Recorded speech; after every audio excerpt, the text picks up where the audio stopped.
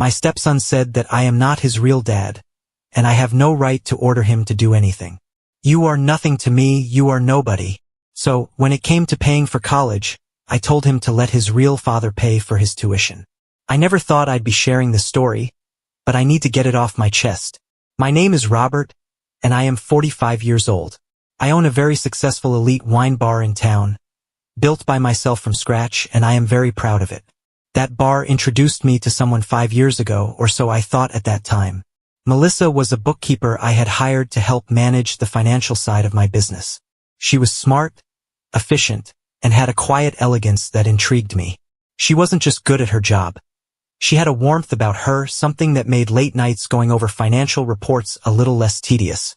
At first, we kept things professional. She was new to the team and I didn't want to overstep. But as weeks passed, I found myself lingering in her office a little longer, coming up with excuses to check on her work, just to be near her.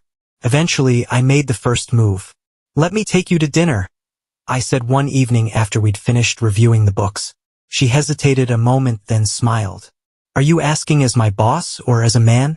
"As a man." That dinner turned into another, then another. And before I knew it, we were talking about a future together. Everything seemed perfect. Melissa was attentive. Her son Ethan was polite and well-mannered. And I felt like I had finally found the family I'd always wanted. 1 year into dating, we got married, and Melissa and Ethan moved into my house. At first, everything went really well. I just dove headfirst into being the best stepdad I could be. I took Ethan to sports games, helped him with school projects, made sure he had everything he needed. I paid for family vacations, bought him all the latest sneakers he wanted, and did my best to give him the type of life I wish I had when I was his age. He would see his dad from time to time, which, if I am being frank, I was never fully comfortable with, knowing what I did about the past. From what I knew, Kevin used to practically burn down their old apartment multiple times while drunk, which is why he lost custody in the first place. But Melissa had insisted it was important for Ethan to maintain that connection, and that his father had gotten sober. "He's still his father," she'd say whenever I voiced my concerns. "Ethan needs to know his dad still cares about him." The one time I saw Kevin at a school event, he didn't appear sober to me. There was something about the way he swayed slightly while standing still, the way his eyes couldn't quite focus.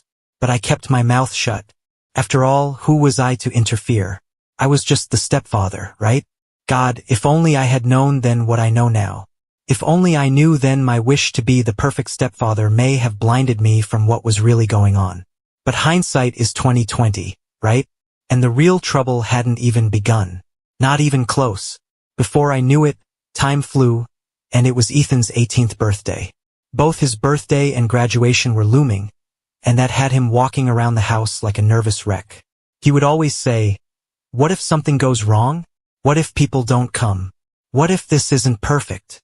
One evening, finding him overthinking, I put my reassuring hand on his shoulder.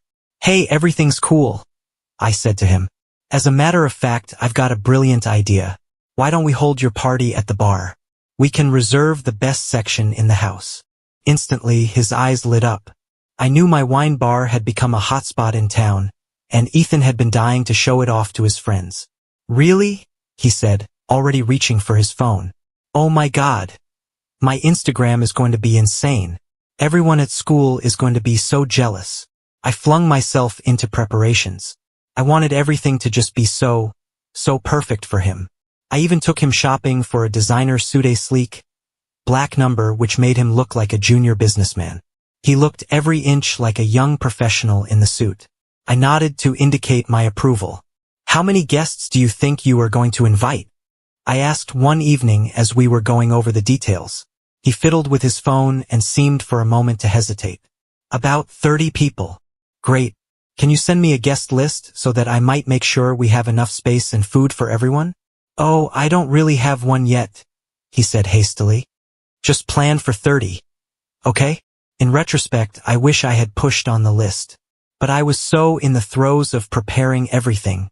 The tables were set, the lighting was golden and warm, and the atmosphere at the Upper West Wine Bar was nothing short of just right. It had been transformed into the perfect venue for an 18-year-old's birthday. Sophisticated yet young, with a select menu of virgin cocktails and hors d'oeuvres. Ethan looked smashing in his tailored black suit, standing near a cluster of his friends, laughing and taking snapshots. Melissa's family was there, mingling with his classmates, and all seemed to go smoothly. And then he walked in. I immediately recognized Kevin even before he opened his mouth. He swayed slightly with each step, uneven, with eyes that were glassy. He was drunk. "I'm here to wish my son a happy birthday," he declared loudly, drawing attention from the guests. I was sitting next to Ethan when his father stumbled toward our table, his gaze landing on me with pure contempt. "Get up," he slurred, waving his hand dismissively. "That's my seat. I'm his real father, not you." I kept my voice calm and measured. "There is ample seating with the other guests at the next table. Why don't you join them?" "No." This time his voice was sharp, almost growling. "This is my place. You need to leave my place. Who do you think you are?" I looked to Melissa to intervene, to do something, anything to diffuse the situation. But she sat there, her face pale, staring down at her hands as if they held the answers to all her problems. I took a deep breath and steeled myself. This was Ethan's night. I was not about to let it get completely ruined when I could prevent it. "Let me be crystal clear," I said, my eyes deadlocked into Kevin's. "You have two options, to have a seat at the next table with the other guests or to have security escort you out." His face contorted with anger. "Oh, listen to you, Mr. Moneybags, throwing his weight around," he spat, swaying slightly as he leaned on the edge of the table for balance. "You think you can buy everything, don't you? Buy my son, buy my family's love." Other patrons were starting to stare. I could see some of my regulars at tables nearby feigning indifference yet clearly hanging on every word. My staff hovered near the edges of the room, awaiting my cue. "You just waltz in here with your fancy bar, your big house," Kevin spat on, the pitch of his voice rising with every sentence. "Think you can replace me just because you've got money? Well, guess what, you can't buy family." With that, before anyone could react, he reached out and pitched a plate of charcuterie onto the floor. The crashing of glass hit the sudden, dead silence of the bar. And then another, and another. Fine cheeses and cured meats splattered across the expensive marble flooring. A bottle of imported sparkling water tipped over, spilling across the polished wood of the bar. I caught my security team's eye and gave a subtle nod. They moved in smoothly, professionally, just as they'd been trained. "Sir, it's time for you to leave," the head of security said firmly, taking Kevin's arm. I watched them walk him out, his drunken protests sliding into slurred, incoherent screams that bounced off the hall until the front door swung shut behind him. Silence. Then, gradually, the murmur of the guests picked up again. I rose and donned the brightest owner's smile. "Really sorry about this, ladies and gentlemen. Please let the evening go on. Drinks are on the house." It didn't ruffle the feathers of the regulars, who were used to it. After a few minutes, they went back to their conversations. But at our tables, Ethan's friends and family sat there. The whispers were constant. I could see them shooting glances at Ethan, at Melissa, at me. The story would be all over social media by morning. Ethan sat, ramrod straight, moving the food on his plate around. The sleek suit that had made him look so grown up earlier now seemed to swallow him, making him small and vulnerable. The Instagram-perfect party he had dreamed of had quickly turned into a nightmare. After about an hour, he grumbled, "I have a headache. Can we go home?" The party was soon over after that. People made polite excuses, but I could hear them whispering as they left. "Poor Ethan. Did you see his dad? Can you believe what happened?" The minute we were inside the house, Ethan went straight to his room. I followed the girls upstairs and then went in his room to talk with him, to say something. The next morning, the morning after the disastrous birthday party, Ethan came down to breakfast with circles under his eyes. He took his chair, his eyes looking down into his lap. "How are you feeling, buddy?" I asked softly. "Fine," he grumbled to his cereal bowl. And that was that. One word. The days to follow were like living in some sort of ghost house. Ethan, energetic and chatty, became practically a stranger. Every time I entered some room where he was talking to Melissa, he'd shut down, like someone had hit a mute button. One evening, when Ethan had gone to bed, I tried bringing it up with Melissa. "Don't you think we should do something? Maybe get him to talk to someone?" She waved a hand dismissively. He's fine. He's just processing what happened. Give him space. But it wasn't fine. None of this was fine. Despite the tension in our household, we all attended Ethan's graduation ceremony. Melissa and I sat in the audience, and I clapped until my hands hurt when they called his name. He looked great in his cap and gown, and for a moment it seemed to me as he glanced our way and smiled maybe things were finally getting better. Of course, we held a party later in the house. I knew I needed all of his favorites, their truffle fries, steak sliders, the little crab cakes he would constantly be swiping from the back of the kitchen in the bar, even the outrageous 3-tiered chocolate cake that really should have taken at least a week to get correct. His classmates came over, and for a while, the house was filled with laughter and excited chatter about college plans and summer vacations. For a few hours, everything felt almost normal again. Ethan was smiling, talking, looking like his old self. I started to relax, thinking maybe we had turned a corner. Then his phone rang. Ethan went out into the hall to answer it, and when he came back a few minutes later, there was something different in his face. A quiet resolve. He came to me directly for the first time in days with any degree of willingness. "My dad's coming over," he said. "He wants to congratulate me on graduating." My stomach dropped. "Absolutely not," I said without a second's hesitation, the fresh memories of his birthday disaster still fresh. "Ethan, think about what happened at your birthday. He showed up drunk, caused a scene, destroyed property. That was your fault." Ethan cut me off, his voice rising. "None of that would have happened if you had just moved and let him sit down. He's my real dad. You should have just stepped aside." I stood there, feeling like I had just been punched in the gut. All this time, after days of silence, this is what he had been thinking? That I was the one to blame? I turned desperately to Melissa, hoping for once she would say something, just step up and be the mother Ethan needed. "Melissa, please," I said. "Tell him how inappropriate his father's behavior was at the birthday party." But she sat there, looking at her hands as if they held the secrets to the universe. The same silence. The same cowardice I had witnessed at the wine bar that night. Something inside me snapped. 5 years of being the perfect stepfather. 5 years of treading on eggshells. 5 years of making excuses for everyone else's behavior. 5 years of swallowing frustration. And it all came pouring out. "Listen to me, Ethan," I said, clear but firm. "That was my wine bar. I set that whole party up for you. I got you that damn designer suit you wanted. I did absolutely everything to make that night. And your dad? He arrived drunk, publicly shamed you, and now has property damages. He did not even get you a present, Ethan. What he did was bring chaos and embarrassment." In an instant, Ethan's face turned from angry to furious. Ethan's face went from angry to absolutely furious in an instant. "Oh my God, here we go again," he shouted, throwing his hands up. "It's all about the money with you, isn't it?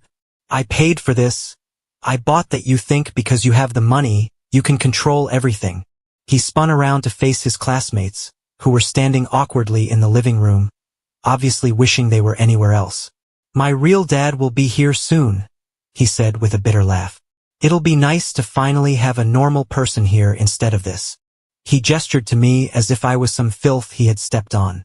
"Your father is not coming into this house," I tried to say, modulating my voice against the rise of anger and hurt inside me. "Not after what happened at the bar." That was when Ethan totally lost it. His face flushed red, and he began yelling at me in front of all the guests. "You're not my dad," he shrieked. "You're nothing to me. You're nobody.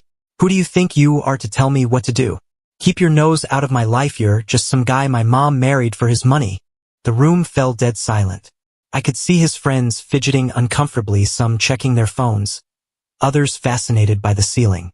Ethan turned back to them, his voice dripping with venom. "Let's get out of here. I don't want to celebrate in his house anyway." He emphasized the word his like it was something filthy. His friends quickly filed out, no one making eye contact with me. The front door slammed so hard the windows rattled. I stood there, alone amidst my own apartment, surrounded by abandoned food and scattered plates, hit by a virtual truck. This had to be it. It had to have been enough that finally, at last, Melissa would say something. She would have to rise to my defense after this, wouldn't she? Melissa cleared her throat. When she spoke, she was cold, detached. You had no right to throw the house and money in his face like that, she said flatly. You didn't need to remind him this is your house, that your money pays for everything. That was low. I stared at her, seeing her for the first time. You've got to be kidding me right now? Where were you when your ex was hurling plates across my wine bar? Where were you just now when your son stood up in front of his entire graduating class and started screaming insults at me?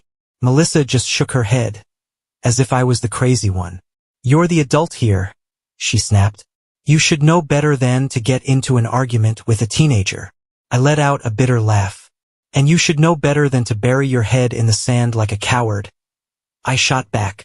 But that's what you do, isn't it? You just sit there silently while your ex-husband and your son treat me like garbage.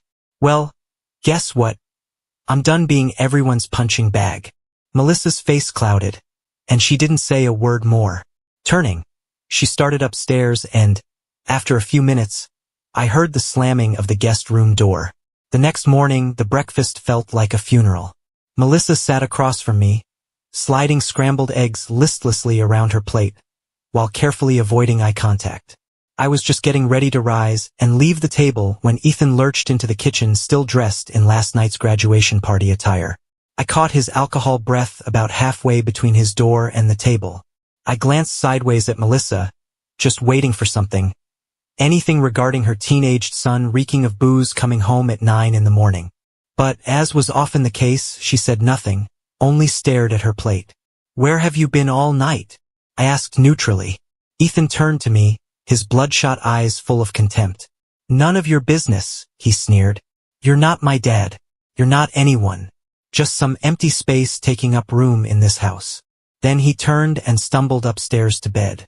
Melissa just sat there, silent. Again. By this stage, I was thinking silence was some kind of superpower that she possessed. The week that followed was like trying to live in a house plagued by the poltergeist from hell.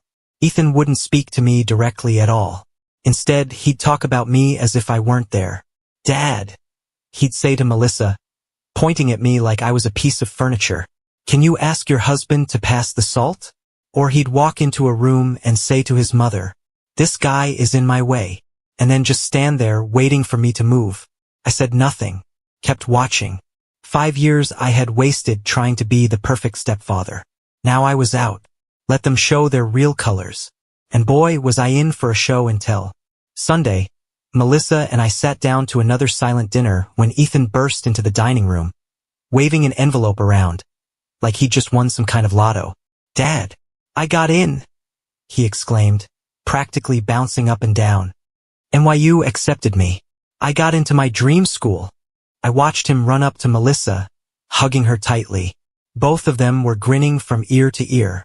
Then Ethan turned to her and, with a smirk that I will never forget, said, tell your husband he needs to pay for my tuition.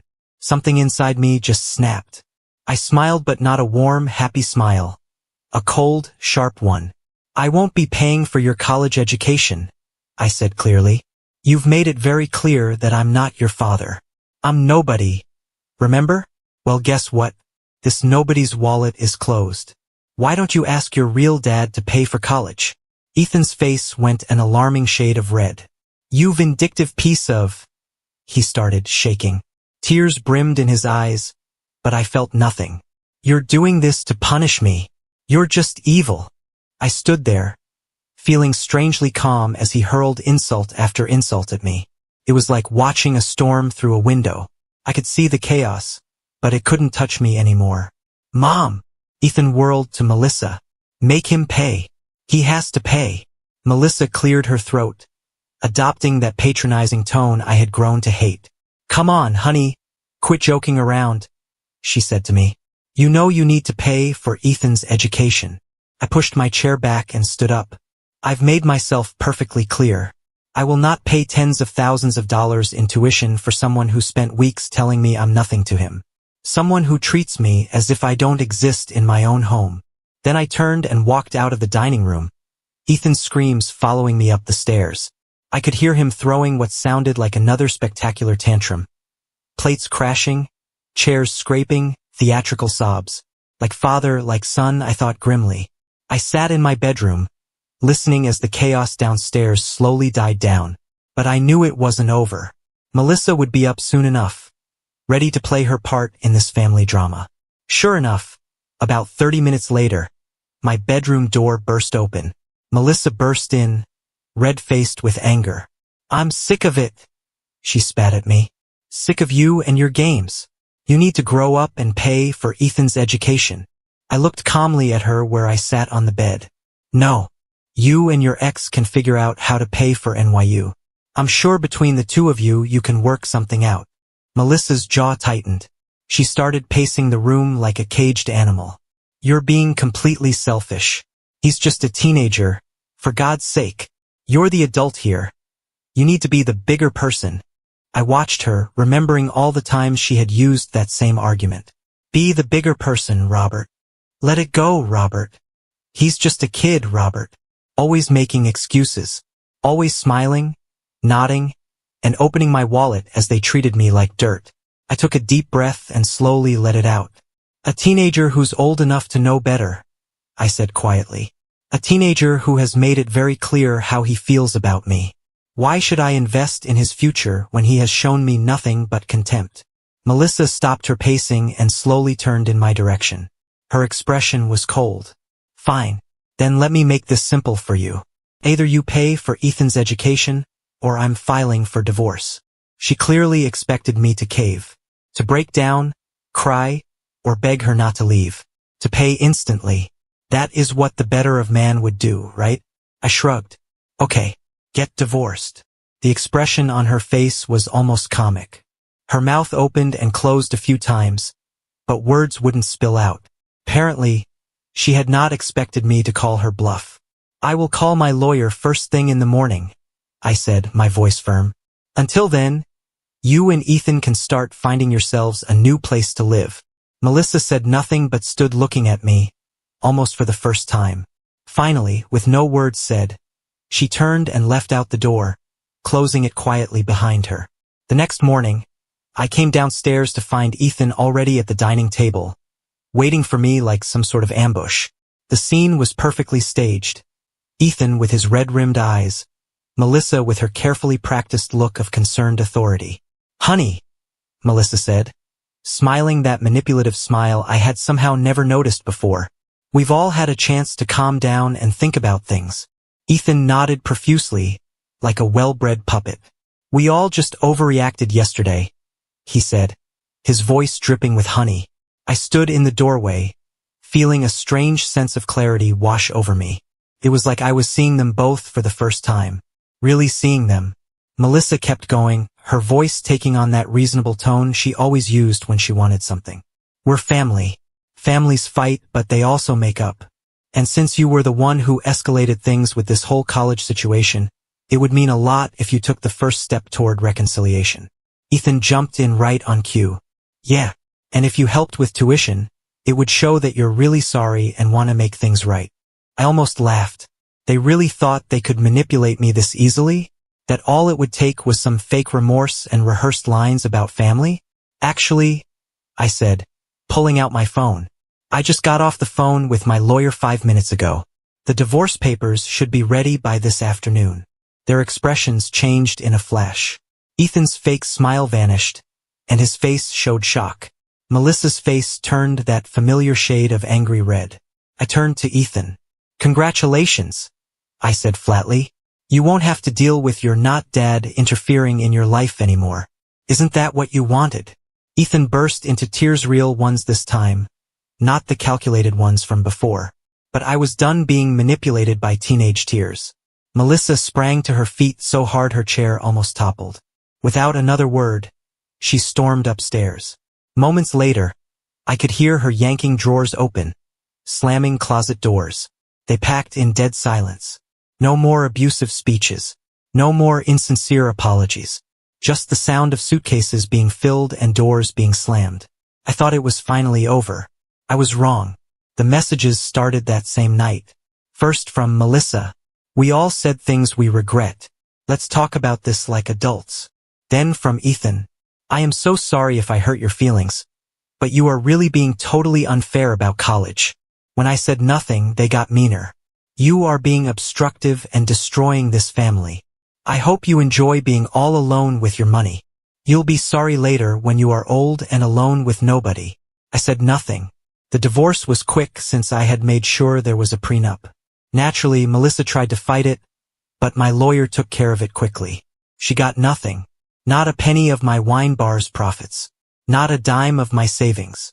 I still hear things about them sometimes through mutual friends. They're living in a small apartment across town. Ethan couldn't afford NYU and is now working at a mall somewhere. Melissa is struggling to restart her accounting career, but it's not going well.